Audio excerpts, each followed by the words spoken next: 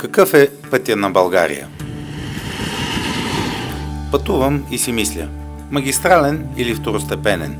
Със сигурност европейски. Пътувам и си мисля, докато обикалям родината за предизборната кампания.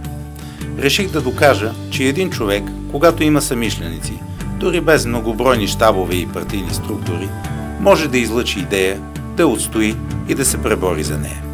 Както и че една предизборна обиколка на България може да струва 100 лева. Да, когато си с електрически автомобил.